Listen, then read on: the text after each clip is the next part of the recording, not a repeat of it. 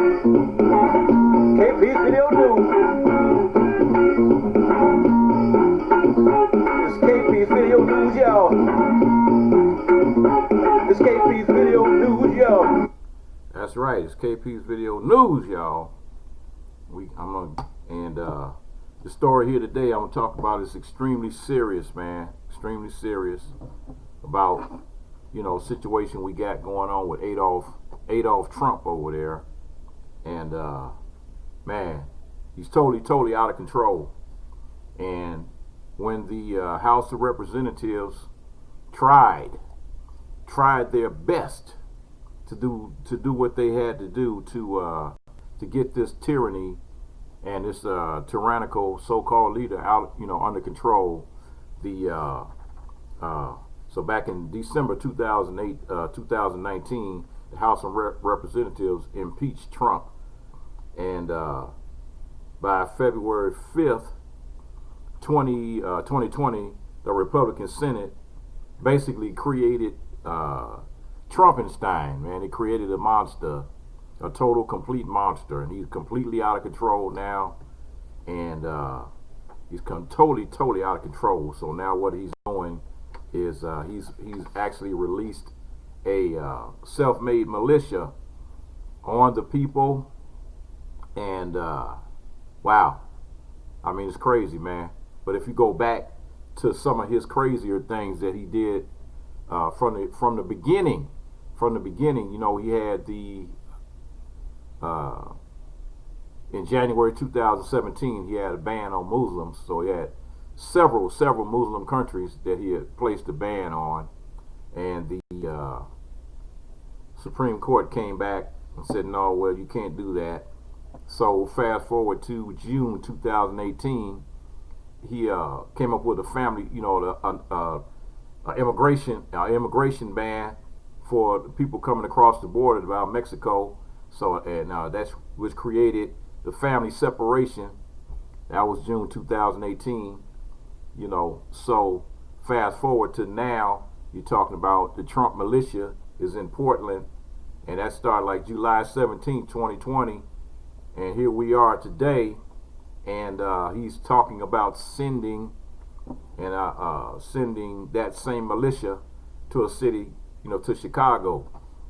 Now I'm gonna give you a little history on why Trump hates Chicago so much, and everybody's trying to figure out, why does Trump always keep talking about Chicago?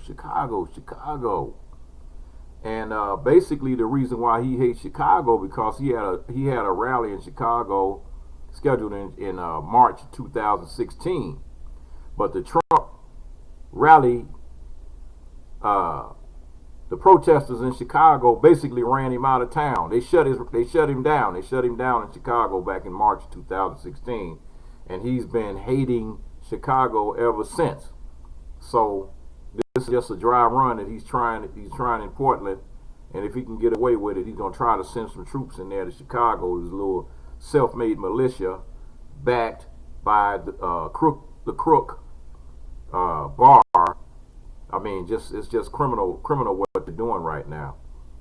So while you was watching what they were doing with the militia in Portland, Trump on July 21st, he signed an order, executive order to eliminate the count of the illegal immigrants in the census. So basically lowering the numbers of the census. Now, the Supreme Court already told him that he tried to do that immigrant ban. He tried to do that before the census even got put out. Now he's trying to sign an executive order to get rid of the count, the census count, to basically disrupt the count, the census count. So I mean, we got, November's coming up, and it's coming up real soon. So you people got to get out there, because this guy is totally out of control, and to the point of, they had a leading civil rights lawyer shows 20 ways that Trump is copying Hitler's early rhetoric policies, and that's the author BURT NEUBORNE is one of America's top civil liberties lawyers, and questions whether the federal government can contain Trump and the GOP power grabs. Now, as I said, since the Republicans voted against impeaching Trump, he has been on a total, complete rampage. And you know, this book you got to get. It's a new book by one of the nation's foremost civil liberties lawyers, and it describes how American constitutional checks and balances are being pushed to the brink by a president who is consciously following Adolf Hitler's extremist propaganda and policy template from the early 1930s, when the Nazis took power in Germany. In the book, When at Times the Mob is Swayed, A Citizen's Guide to Defending Our Republic, BURT NEUBORNE mostly focuses on how America's constitutional foundation in 2019 and an unrepresentative Congress, the Electoral College, and the right-wing Supreme Court majority is not positioned to withstand Trump's extreme polarization and GOP power grabs. However, the second chapter, Why the Sudden Concern About Fixing the Brakes, extensively details Trump's mimicry of Hitler's pre-war rhetoric and strategies. So, why does an ignorant, narcissistic buffoon like Trump trigger such anxiety? Why do so many Americans feel it existentially important to resist the 45th president? Partly, it's just aesthetics. Trump is such a coarse and appalling person that it's hard to stomach his presence in Abraham Lincoln's house. But that's not enough to explain the intensity about Trump. LBJ was coarse. Gerald Ford and George Bush were dumb as rocks. Richard Nixon was an anti-Semite. Bill Clinton's mistreatment of women dishonored his office. Ronald Reagan was a dangerous ideologue, but I never felt a sense of existential dread. Never had a sense that the very existence of a tolerant democracy was in play.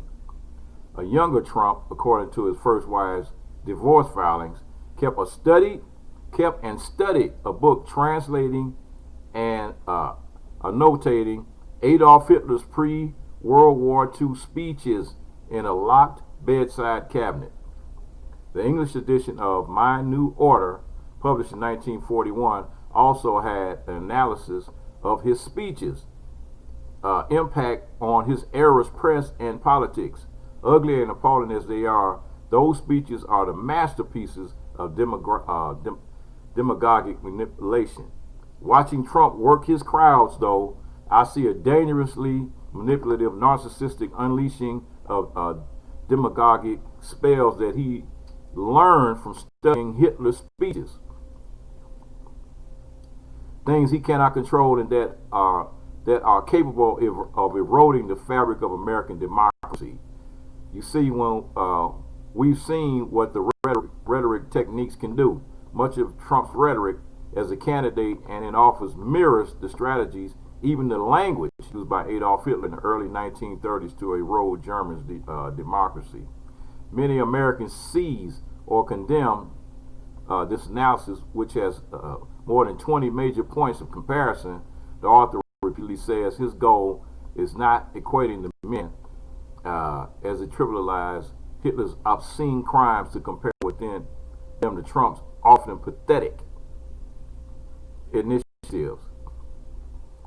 And so, you know, hey, you got to go through the motions, so, it's like, here's 20 common themes that Trump's rhetoric and his dangerous policies. So, first of all, you got to realize that neither Trump or Hitler won by a majority. Trump lost the popular vote by 2.9 million votes, receiving votes by 23% of an all eligible voter. So only 25.3% of eligible American voters voted. So that was a small percentage of people that even went out and voted. So I mean, it's a sad situation. So he lost that. He lost the popular vote, but he won.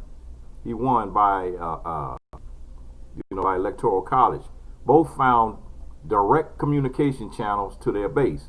But so by the 1930s Olympics, Nazis' narrative dominated German culture and political life. And so how did they pull it off? They pulled it off because he addressed Adolf Hitler's extreme rhetoric.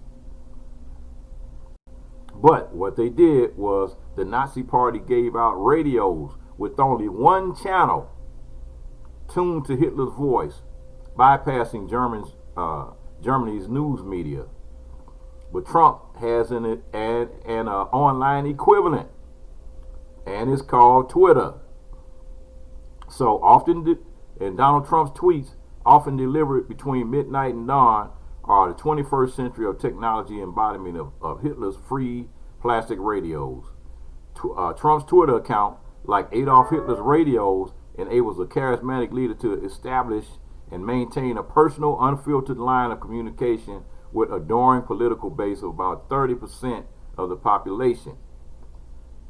But many of whom are only too willing, even anxious, to swallow Trump's witch's brew of falsehoods, half-truths, personal invective threats, xenophobia, national security scares, religious bigotry, white racism, exploitation of economic insecurity, and a never-ending search for scapegoats. 3, they both blame others.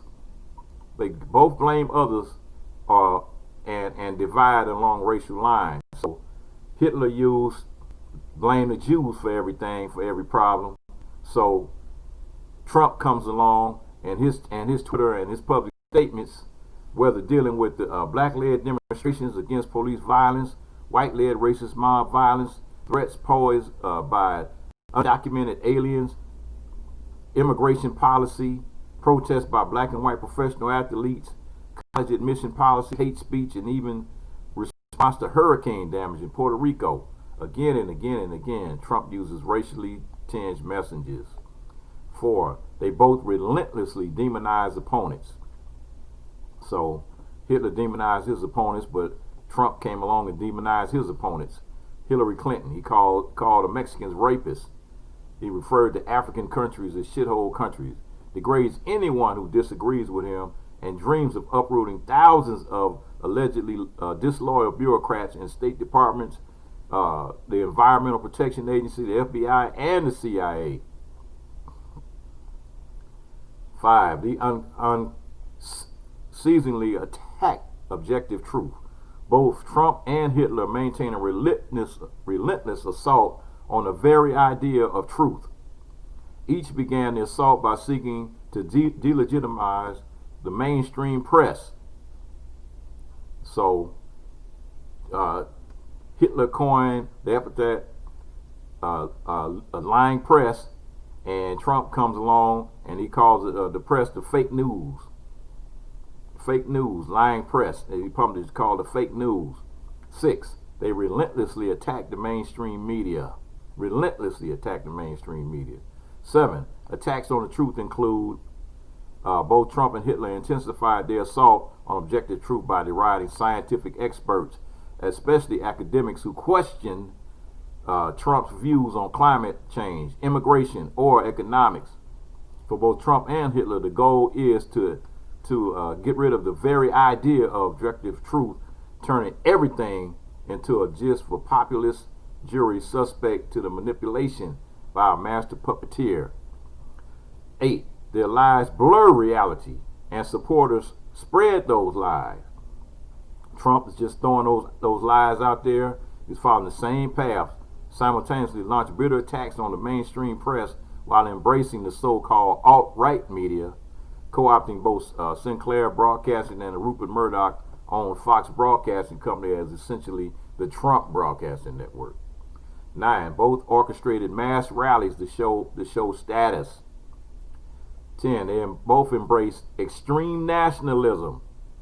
Hitler's strident appeal to his base invoked an extreme version of German nationalism, and Trump echoes Hitler's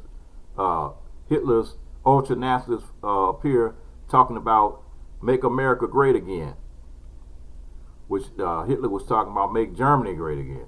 11, both made closing borders a centerpiece. So Germany wanted to freeze and close the borders, and Trump comes along and trying to do the same thing. The first thing he did was he tried to, when the lower courts blocked Trump's Muslim ban, he unilaterally issued executive orders replacing it with a thinly disguised substitute, and ultimately narrowing, so try to get that win. They embraced both 12. They both embraced mass detention and deportations. 13. They both used borders to protect selected industries. 14. They cemented their rule by enriching elites. Listen to this now. Hitler's version of fascism shifted immense power, both political and financial, to the leaders of German industry. And Trump has also presided over massive empowerment and enrichment of corporate America. Under Trump, large corporations exercise immense political power while receiving huge economic windfalls and freedom from regulations designed to protect consumers and the labor force. 15. They both rejected international norms. Hitler's foreign policy rejected international cooperation in favor of military and economic coercion. And like Hitler, Trump is deeply hostile to multinational corporations, withdrawing from the Trans-Pacific Partnership, the Paris Agreement on climate control, and the nuclear agreement with Iran, threatening to withdraw from the North American Free Trade Agreement, abandoning our Kurdish allies in Syria, and even going so far as to question the value of NATO, our post-World War II military alliance with the European democracies against Soviet expansionism. 16. They attacked domestic democratic processes. Hitler attacked the legitimacy of democracy itself, and Trump has also attacked the democratic process, declining to agree to be bound by the outcome of the 2016 election when he thought he might lose, supporting a massive purge of the voting rolls allegedly designed to avoid voter fraud, championing measures that would make it harder to vote, tolerating, if not fomenting, massive Russian interference in the 2016 election, and that's going on right today in the 2020 election, because he destroyed and got rid of the election commission that was there to help protect the election. 17. Both attacked the judiciary role of law. Hitler politicized and even eventually destroyed the vaunted German justice system. Trump also seeks to turn the American justice system into his own personal playground, and he's doing that right now with Barr as his sidecar, his side man over there, and abusing the pardon power by pardoning Arizona sheriff found guilty of criminal contempt, also pardoning Roger Stone that was also guilty, also using Barr to commute the sentence of Flynn. 18. Both glorify the military and demand loyalty oaths. Like Hitler, Trump glorifies the military, staffing his administration with layers of retired generals, relaxing control over the use of lethal force by the military and the police, and demanding a massive increase in military spending. Trump has also demanded loyalty oaths. He fired James Comey, a Republican appointed in 2013 as FBI director, for refusing to swear an oath of personal loyalty to him. 19. They both proclaim unchecked power. Like Hitler, Trump has intensified a disturbing trend that predated his administration of governing unilaterally, largely through executive orders or proclamations,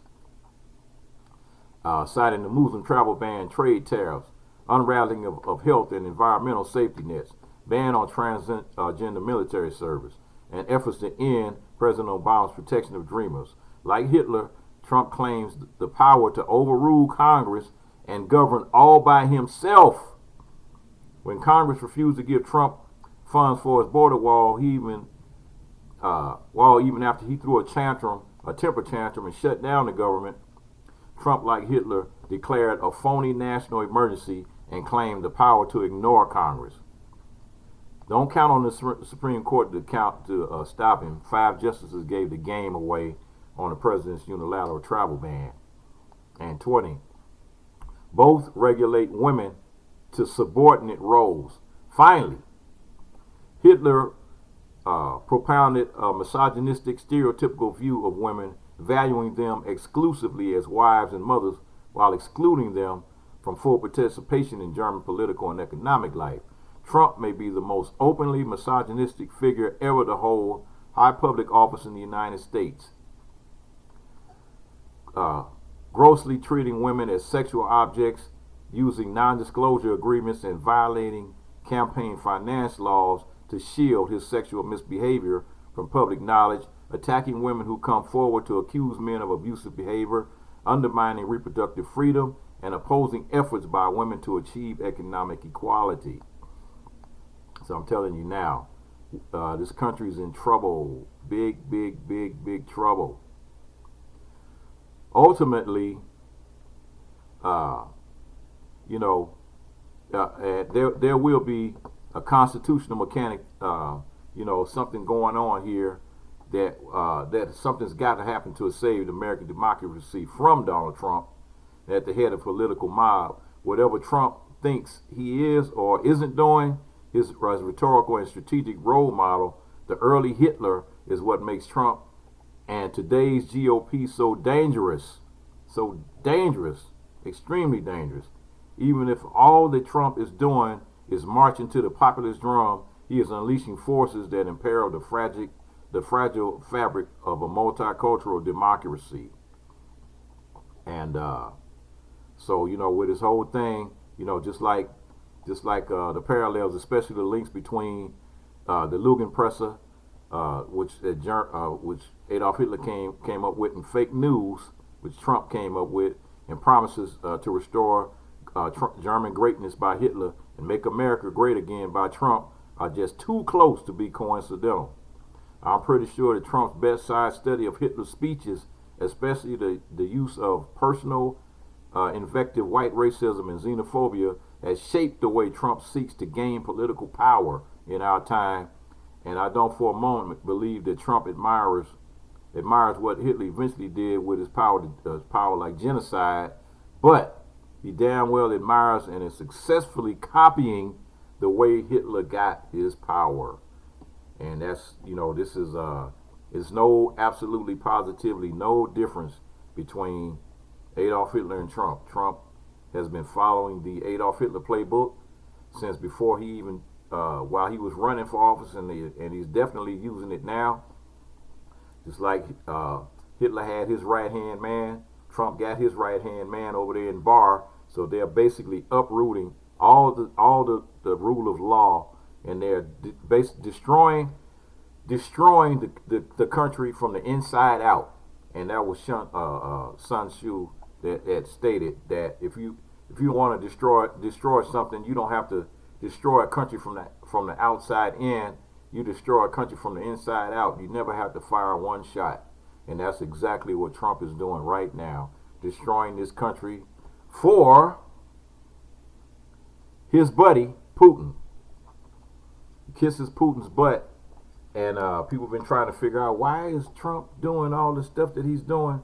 He's basically helping Putin and helping Russia destroy the American government from the inside out.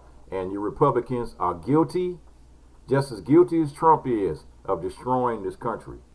So what's going to be left, because you guys, this is the end of July now, so we basically got like from July till January 20th. If he loses this election in November, so between now and January, he's gonna really truly run amok if he's not checked. Or they might have to just do that article, was that Article 20, Article 25, to remove him because he's totally incompetent, and it's time for him to go. I believe it's Article 25, where they can remove you because of your mental being mentally incapable. Time to get busy. Let's get busy, folks. Got to get out there and vote. You have to vote. Your vote counts. You must vote, and we got to do what we got to do to get this clown out of office. It's KP's Video News, y'all. It's KP's Video News, y'all. Gotta do what we gotta do, folks. Get registered to vote. Get registered to KP's vote. Video News, y'all. Get registered. Go vote.